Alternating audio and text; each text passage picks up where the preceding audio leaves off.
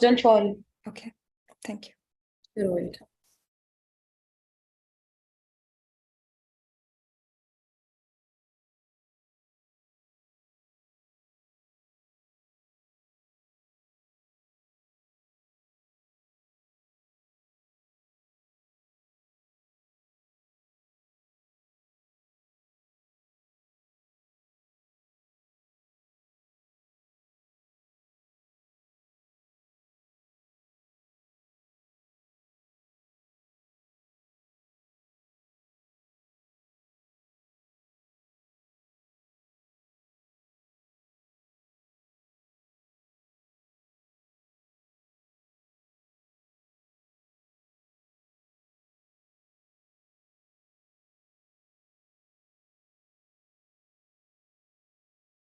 So everyone coming in, we're just going to wait for a few more minutes. If you would Sure. like, you can start writing where you're from in the chat.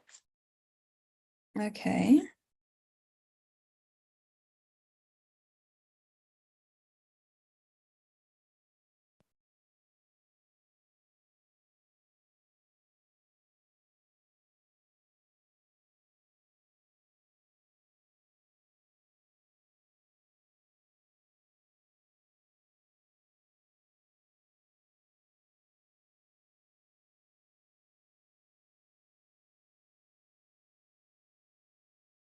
MashaAllah.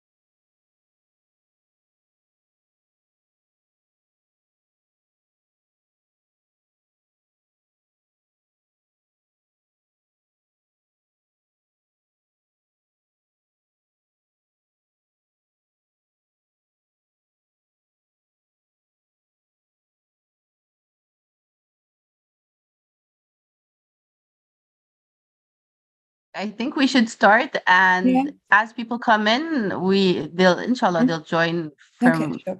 wherever we are. So, good evening, everyone. I'd like to welcome you to tonight's webinar on behalf of the Global Performance Management Academy, GPMA. We've created this new webinar series tailored exclusively for nonprofit organizations. We're thrilled to introduce our distinguished guest speaker, Dr. Bella, a dynamic figure in the world of consultancy, education, and leadership. Dr. Bella brings a wealth of experience and expertise to the virtual stage as the CEO of Glowame. I hope I'm saying it correctly, consultancy and training. And she's an assistant professor of business administration in Altanbas University in Turkey. With a career characterized by her commitment to excellence and a profound understanding of management and organizations, Dr. Bella is not only an accomplished educator, but also a certified trainer and expert in these fields. Her influence extends beyond the classroom as she has actively contributed to the development and growth of international businesses and governmental bodies.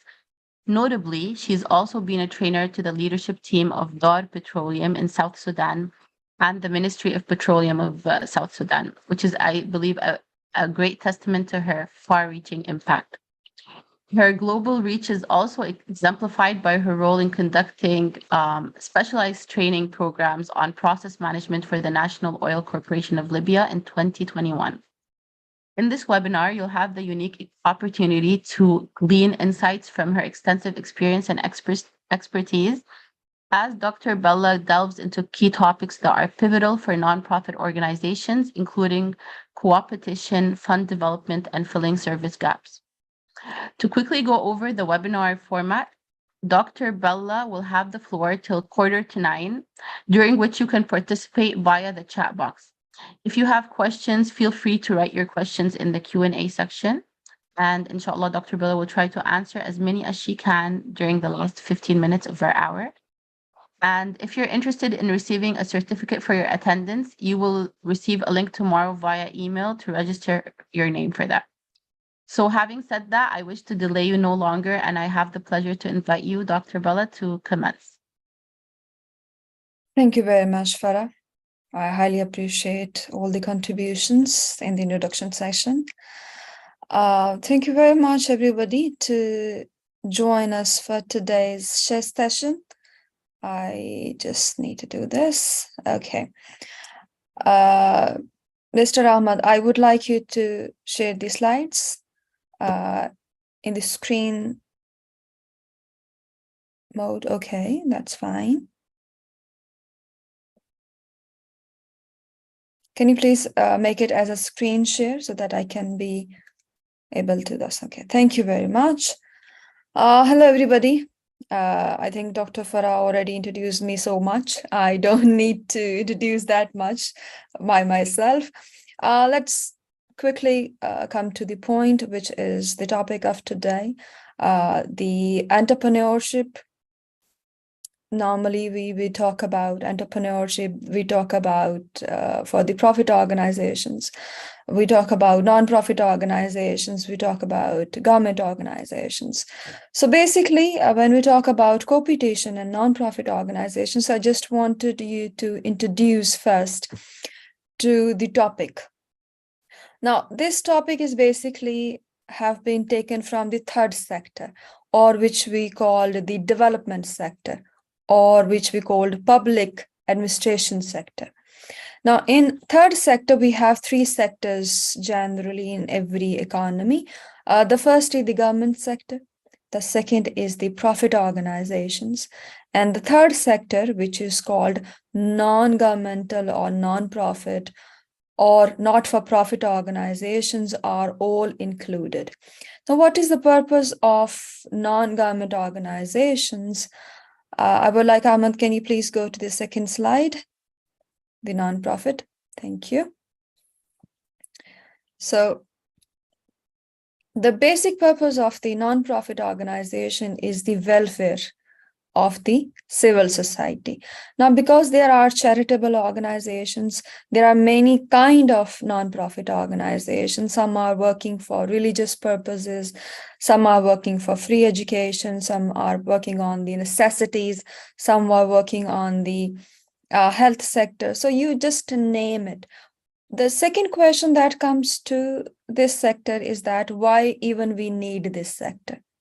The basic purpose of non-profit organization is to filling the gaps, which is not done either by the government organizations, the government of any country, or the public sector, the profit sector, which is only established for the profits. So there comes the third sector, which is the non-profit organization sector.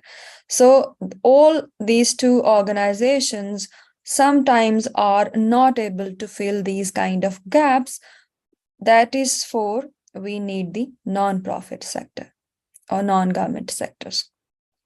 So in every country, basically, we have all these kind of structures, which we call legal structures to make the non-profit organizations. So first of all, there are two kind of organizations in most of the countries which you can register. Either it is for-profit organization, and the second part is the not-for-profit organizations. So these are generally the two structures. When we talk about developing countries or underdeveloping countries, basically, we say that there are these two kind of options that we have. The one is for-profit organization, and the second option is the not-for-profit organizations. But in developing countries, underdeveloped countries, as compared to the developed countries, they have different kind of organization structure within the non-profit organization. For example, we have civil societies, we have communities, we have social enterprises. So according to the country, according to the context, there are the legal structures. Now, why we are talking about the non-profit organization is that it is a very important sector for any country, for any civil society, because there are so many unmet needs that has to be filled by this third sector. So to make it sustainable, basically, we need different kind of business models. So we will talk about one for today, which is called Coopetition strategy. It is a business model that we need to use to make it sustainable. So what is the future of nonprofit organization, basically? As you know, the world is rapidly going into the digitalization. We have AI, artificial intelligence, we have depression these days, we have warfare, we have so many things which is going on. But in this situation, the most important thing is that we need these kind of nonprofit organizations which are able to help people where any other organization cannot help. For instance, you can see the warfares, you can see any emergency situations, you see any other kind of emergencies, and the role of the nonprofit organization. So the nonprofit organizations are basically, or will be in the future, converted into more business-like organizations, because this is the only way for the survival, let's say, or the sustainability of the nonprofit organizations. Social enterprises or social entrepreneurs are a form of nonprofit organization where they only make minimum profit while maintaining the welfare mission of the organization. Next slide, please. Okay. Now, I just define, or let's say make a kind of introduction to you about the nonprofit organization, why it is important, what is the role of the nonprofit organization in the civil society. Now, let's go to other variable, which is Coopetition. Before going to Coopetition, I just wanted to tell you that Coopetition is basically coming from the profit business, basically. It's a profit business strategy. So from the strategic management, we have strategic alliances. From the strategic alliances, we have different kind of strategies, and Coopetition strategy is one of them. In the Coopetition strategy, in simple form, it is a combination of both the competition and cooperation. Now, I'm just going to tell you in one line what is cooperation. Cooperation is simply when you cooperate with your alliances. The same line, the same industry, the same product or service line, this is cooperation. Competition on the same pattern is that you compete with your competitors, the people who are offering the same product or service. So that is competition. Generally, or we have seen in our daily lives, we see either competition or cooperation. The people do not go for either one strategy, or they do not combine both these strategies together. Now, just give you one example for the Coopetition importance is that it is very crucial these days that we cannot have only one strategy in hand. We don't have to choose, either we have to compete with our competitors or we have to collaborate with our competitors. The Coopetition strategies allow you to compete and collaborate on the same time. You compete on some of the lines or product line or services lines, and then you collaborate basically on one or two projects. So that is the advanced form of the competition strategy, let's say. We will see some of the examples from the profit organization, from the non-profit organizations, etc., etc. But first of all, competition strategy basically, or has been used basically for the profit organizations. The profit organizations, as you know, the sole purpose is to make profits and to make more and more profit. And to be in the business, we need different kind of strategies to use. To optimize the efficiency or maximize the profits, we need to collaborate sometime or compete at the same time with our competitors. So we will see some of the applications for the profit organization and for the non-profit organizations. Ahmed, please, next slide. Okay, here you can see some examples, first of all, for the profit organizations. Now, as I told you that profit organizations are always in the need for some kind of collaboration. There are some other strategies that organizations use. For example, they have franchises, they have collaborations with the other companies, they make mergers, they take alliances, etc., etc.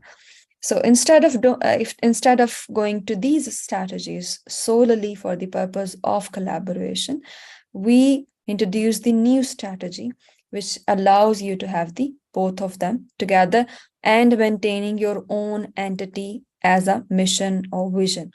So as you can see, there are 4 recent options, recent examples, my apologies, that has happened in the recent years. As you know, the coronavirus, for last 3 years almost, we all are suffering basically for the coronavirus. So you suffered, I suffered. There are so many people who suffered as well. Our economy suffered, the people, health, people, financial situation, etc., etc. So at that time, we all have listen or watch kind of race basically for vaccination. So that race basically cannot be achieved alone. So that is why 2 companies, that was Pfizer and biotech, basically, they combined their research centers, their researchers, their knowledge, their research and development activities together to find a solution which can be used to make a vaccine. So of course, at the end, they were able to make that vaccine. If it is only one vaccine, or if it is only biotech or Pfizer either, if they only want to make by themselves, then it was very hard, or maybe we don't have the control even for the corona at that time. But because of the need, because of the circumstances, both the companies are able to join together, join their efforts to make the vaccination, which most of the people use and cure, of course. The second example is the social media. Now, most of the people use social media every single day. Some people spend 3 hours, some people spend 5 hours, some people spend 1 hour, or depending on the person to person, the usages differ. Now, first of all, let's talk about Meta. Now, Meta recently bought WhatsApp as the acquisition, basically. That was the biggest acquisitions that Meta have in terms of the WhatsApp. Now, because Meta has WhatsApp, Meta has Facebook, Meta has Instagram. Now, these are their own acquisitions. They have their own companies. But it's not only enough for them to survive in this social media platforms. They also have connections, basically. For example, I just put one example of Tinder in the social media example. So Tinder are basically using as a sign-in. Instead of you make your profile, you sign up, you have all the information, all the hard hard struggle basically that you have to do to create that profile. Instead, what you do is that you log in using your other social media profile. So it's just that if you spend 100 hours or 3 hours, let's say, in making one new website as a sign up, then what you do, you already have a website as a profile on a website, and you just transfer everything that you want basically to the other website as a social media. So Tinder is basically making you or allowing you to sign in basically using your other social media websites. So the other example for social media or for the same sign up option, for instance, if you even want to use Twitter, or even if you want to use some of the authentic website or even not authentic, they are asking you either you want to sign up or you can use the existing profiles. Now, existing profiles can be Google Plus, your Facebook account, your Twitter account, or your Instagram account as well. So these are the basically competition strategy because all are competing at the same time. Facebook or Twitter or Tinder, they all have different platforms for themselves. They all have customers. Everybody want more and more customers. Everybody want more and more profit. But at the same time, they also are sharing information with each other in terms of user profiles, user data, etc., etc. So in this way, what they are doing is that they are creating a marketplace for them where, or making a database for them where they can attract more and more customers every single day with easiness or with less struggle. Maybe you also struggle with so many things. Whenever you try to sign up, the username is not correct, the password is not correct. Sometimes you have 100 names with the same name. So these are the struggle basically I also have been to. And I know that was very difficult for me to find a name for me as a username so that I can use it. So that is one. The other is, let's say, entertainment industry, which is Amazon Prime and Netflix. We first of all started with the television, then we have the CD recorders, etc., for the entertainment. If you want to use any, you want to see any television program, if you want to see any movies or dramas or serials or etc. So what we did before, we only had one option. Either we watch TV, and sometimes we only have 2 to 3 channels over there, and we don't have any option to go. If I don't want to see that television program, I cannot switch to any other place. So that was very restricted for me at that place. So what I did, I bought Netflix. So Netflix changed our streaming media. They offer many platforms for you to see, for children, for adults, for teenagers. Even they have country-wise, continent-wise content. So they have so many options that you see. But nowadays, you can see we have many other streaming medias as well. So they have competition basically with each other. Now we see Amazon Prime, which is also a streaming media, entertainment media. We also see Netflix as well. Maybe you can see, you have been seeing that Netflix subscription is going down because of that. Because there are people who just do not want to, or just get bored because of the same things you see on the Netflix. So they just change to Amazon Prime. Or they maybe someday Google will open their own media stream, or Apple will open their own media streams as well.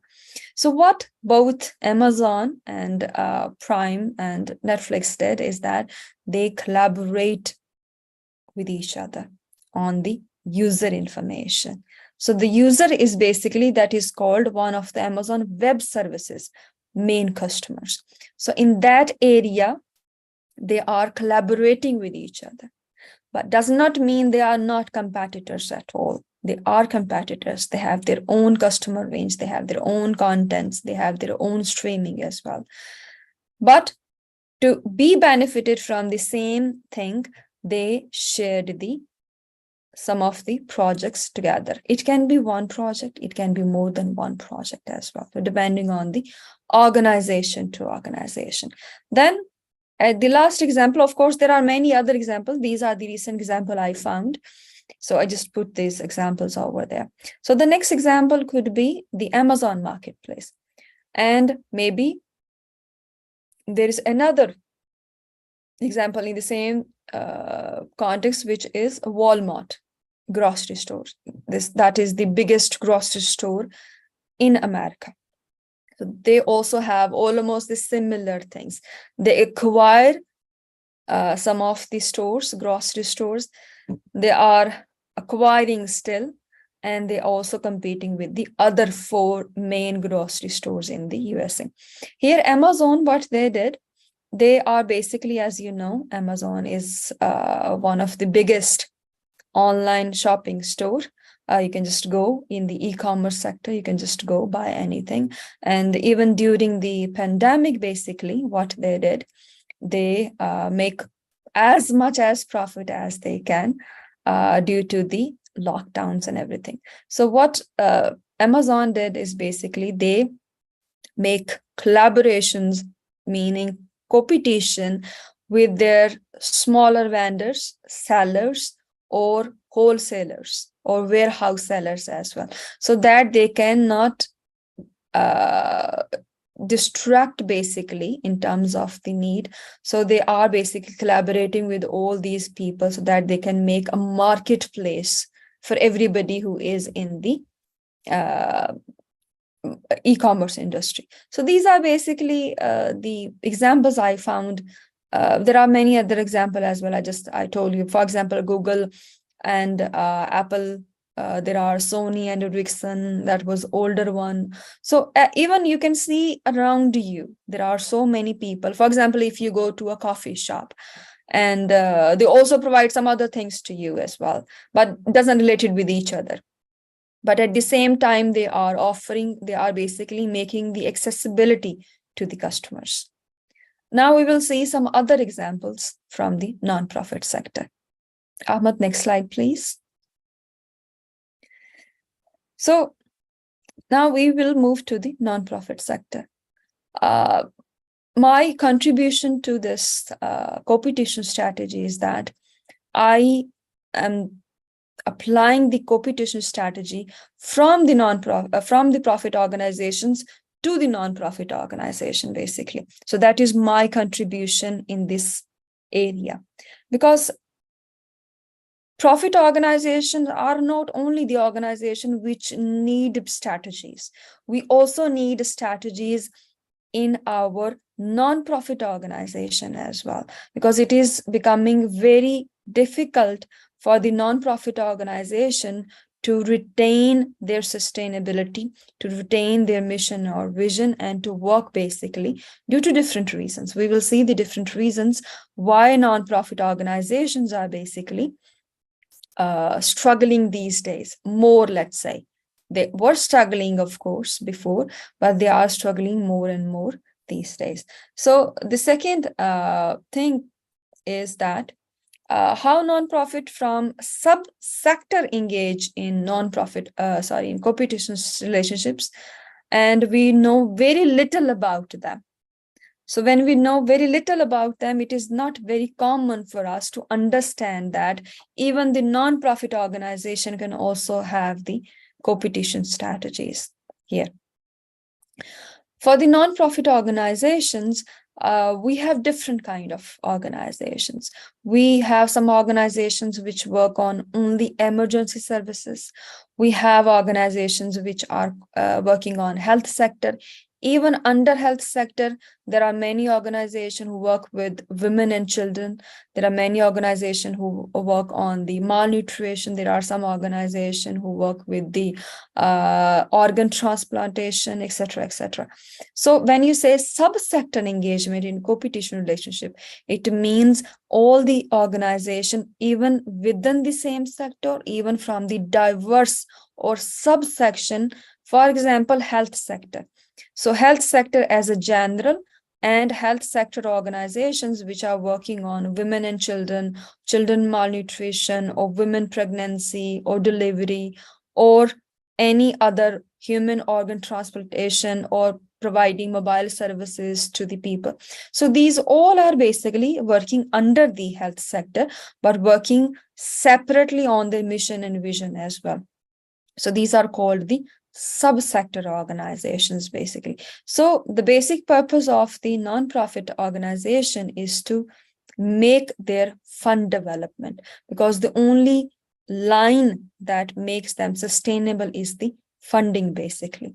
And funding is making more difficult for organization to survive. Even most of the organization go to close due to the lack of fund development.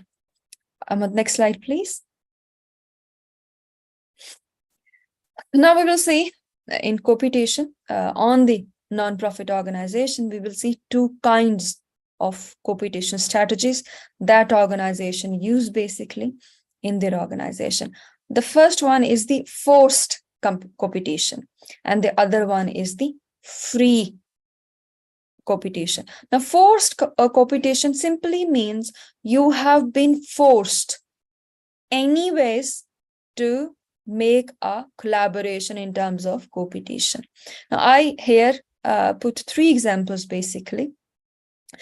Those organizations have been forced either by government or either by the committees or the collaborations that they were making already in the past to make the Coopetition.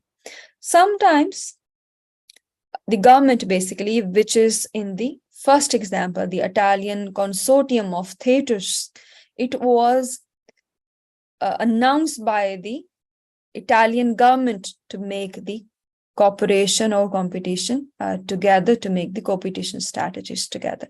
Why were they doing this? Why they were forcing, basically? Because they are not surviving by themselves. If they have to survive, they have to collaborate or compete with the same time. So what they did, that all the theaters came together. They were, of course, non-profit organizations. They were not making any profits or something. So what they did, they collaborate and compete at the same time. They make the collaboration. They make some good results afterwards as well. So that was forced by the Italian government. The second example is the tourism and leisure suppliers. Now, as you know, number of visitors are very important if you want to talk about the tourism industry. Now, in the tourism industry, sometimes, as you can see, even the recent example I'm giving it to you, the coronavirus example or the lockdown example. Now, for last 2 years, there were many people who were not able to visit any place, or was just sitting at home and getting bored, or just sometimes you just feel some psychological problems as well because of this lockdown and all that. So once it is open, many people basically rush to the destinations they wanted to go. In that case, or even in the opposite case, when there was no tourism and the industry was about to close, the people in the tourism industry, the people who are suppliers, who are consultants, who are related with the transportation, hotels, because it's whole industry. Even in Turkey, Turkish economy is almost 60 to 70% is tourism based. There are so many tourists which came together. There are so many companies in Turkey, they came together. We call them TUSAID. That is the corporation basically for the tourism consultants that work everywhere. So basically they also make a union. They work together. They make all the arrangements that they need to make the industry surviving. So that is the other example. The third example is the sports club. As you know, there are many sports clubs in most of the countries which are providing free services for elderly people, for children as well. Of course, there are government clubs as well, but there are some other clubs which are not-for-profit organizations which are providing some kind of services, basically. In that sector as well, there are corporations and competitions as well. So these are basically the three examples that I have been working on, and I found them very interesting because there are different industries, different non-profit organizations, different customers, different countries, but they all have the same phenomenon, which is competition, and they also produce results because of this. Next slide, please. Okay. The basic union or network that I have studied since 2016, basically, until now. I also work in one more network here in Turkey, which is called the Union of Islamic World Organization. They also have 360 organizations which are working with them, and they are providing all the necessities or general help, whatever they need. We will talk about it maybe in some other sessions. For today's, we choose the fair and free and fair election network that is called FAFN. It is also commission as well. Basically, this is the organization I have been working since 2016. They have almost 450 organizations which are working under them. They have permanent 36 organizations or members permanently, which are always working with them. They also have some other or some subsector organizations which are working with them according to the need and want as well. So basically, Free and Fair Election Network is a network which has been working firstly to monitor the elections, basically, to advocate about the to advocacy, basically, to the people, so that they know what is democracy, how they can use the democracy right, how they have to do the elections observation, etc., etc. So Free and Fair Election Commission, basically, network, my apologies, they are basically, that was the purpose. They were building all the network to observe the elections. They observed 2008 elections, basically, with the help of the USAID and the European Union as well. So the purpose of showing you this organization is that is the first example, basically, I have been encountered to, because it was not literally in the literature or somewhere else, but I found it very interesting. And I found basically all the competition characteristics or qualities in the organization. So that I found this network, basically. So I studied this. So this network is basically taking all the people who ever wanted to come with them, and they just work together. Please, next slide. So Free and Fair Election Commission, basically, as I told you, they are working all over Pakistan. The main purpose is to advocacy, transparency, and accountability as well. They also have electoral and legislative duties as well. They also report to the local government, to the national authorities as well. They observe the elections, basically. When they observe the elections, they report from every single district or every single city of Pakistan. So that is their basic purpose. Next slide, please. So the objective of FAFN is to educate citizens, nourish, support, and strengthen pro-democratic civilization, and strengthen voices for the evidence-based organizations. So basically, as I showed you, the basic purpose of FAFN is to do the democracy advocacy. But what they do else is that, because they have many people who are working with them, they have a huge network of people. So what they do is basically they collaborate generally with many organizations. So if there is a project, what they do, they collaborate with all the people who wanted to collaborate with them, and then they apply for the project. Instead, the smaller organization apply for that project. So the phenomenon of network is that you apply together as a non-profit organization network for the project, because project writing or fund raising activities is the most expensive activity for any non-profit organization, and most of the non-profit organizations are basically not able to have this fundraising activities or fundraising proposal basically, and they don't have expertise as well. So that is why what they do, they can come together and they ask Fafan to apply instead of them, because Fafan has all the networks.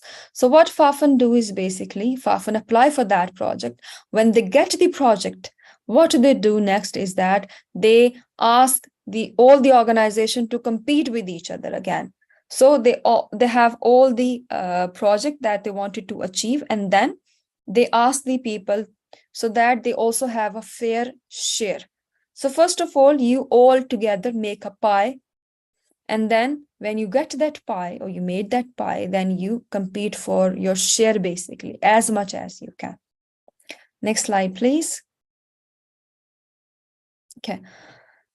Now we will talk about the contextual factors which are forming the non-profit collaboration alliances. In the collaboration, basically, the contextual factors are also very important. Now, I just wrote some of the contextual factors which are contributed or which are contributing to make the alliances in the form of Coopetition. Resource scarcity, thrust for innovation, value creation, fundraising, government controls, limited donor support, fierce competition, availability of international donors. So the contextual factors are basically enforced you or sometimes motivate you to go for the collaboration in terms of the Coopetition. As I told you, Coopetition does not mean that you always collaborate with every single thing you do in the organization. You just collaborate and compete at the same time. You make your project, you find the project that you want to do, you take the funding, and then you compete with your competitors so that you can have as much share as possible. Next slide, please. So whatever collaboration you do at any level, it is smaller level, medium level, or large level, then what is the purpose of collaboration is that if you make these collaborations, then it strengthens basically your organization. First of all, you have the accessibility, to access the resources of the other organization. If the other organization is good in technical services, you have the access to take advantage of that. If they are good in research and development, you have them. If they are good in finding good fundraising activities, you have the access for them. So it can be anything that you can get benefit from. So that is for the network basically. As much as collaboration or competition you do within the network, basically it make you expertise in some kind of activities at the end. Then once you make the network stronger, what is the benefit for the society? Now the benefit to the society is that the benefit which organization have should also reflect to the society as well. If organization has one project or win one project, or they have 1 year project, or they have good funding for 3 years project, it means they can serve the society better. They have more and more resources. So when they have resources, it's automatically benefiting to the societies at large. The societies can have more benefits from these organizational project as well. I just gave you the same example. Often basically, due to this collaboration, competition, basically, they are now able to have 3 years project, 5 years project, 15 years project even. So if just think about, if you do it by themselves, they will not be able to do it anything by themselves, because they are not sure that if they are able to even apply for the fundraising. But in collaborating with each other in terms of co-petition, they are making these kind of sustainable approaches towards the nonprofit organization. Next slide, please. I would like to thank you for everybody to join this. I just wanted to wrap up in 1 minute. The topic for today was about co-petition in nonprofit organization. And according to many researchers, including myself, I think that nonprofit organizations should also choose business models as well, because even it is not for profit, they also need good governance, good management, and good sustainability approaches. So strategic management basically is the best approach in terms of co-petition, in terms of the other strategies that organization can opt to be sustainable, because donor agencies are very fierce even in competition as well, to which organization we should fund or which organization we should not fund. I would be very welcome for all the questions you have. Then I would be happy if I can answer anyone. Thank you very much again. And Thank let you me very, see. very much. I don't know. I think there hasn't, no one has submitted any questions. Does anyone have any questions that you would like Dr. Bella to answer? If not, then okay. I would like to thank you, Dr. Bella, for a very, very enriching webinar, wallahi. Thank you to all our attendees for their participation. And a copy of the material that we discussed today will be sent to you tomorrow, inshallah. I think even one of the participants wanted an Arabic version. We don't usually do that, but we will for you. We will try to translate the material and send you a copy of that, inshallah, Yes, as well. we already making the collaborations on translating the same materials into English and the English versions into the Arabic versions. So I hope you will have more thing, because I know I just talked with the Dr. 3M that we are also launching the same strategic management performance competition basically into the nonprofit organizations. So we just had 3 months ago, we had also the same training basically in Istanbul for the nonprofit organizations. So it's a very interesting phenomenon that the nonprofit organization should have. Yes, exactly. When we have our training program for performance management for nonprofits, it actually, our first course has just commenced. So, and it's in Arabic باللغة العربية. برنامج عن إدارة الأداء في المنشآت الغير ربحية بدأ، بس لسه في وقت إن انتوا تسجلوا لو حابين. فإن شاء الله we will send you a link to that as well. If you are interested to register, you can still register with the batch that are currently registered. And we'd love to hear from you what else you need to hear and what else you need to know about nonprofit organizations, because we have a series of webinars, inshallah, coming up. Dr. Bella will be engaged with us in a lot of them, inshallah. And stay in touch with us and stay updated on our programs by following our social media, contacting us on the info that you have on the screen. You can screenshot that if you would like. And hoping to see you all soon. Have a good night. And thank you again, Dr. Bella. It was really, Thank you really very much. enriching. And thank you so much. Hoping to see you all soon. Have a good night. Assalamu alaikum. Assalamu alaikum. Good night.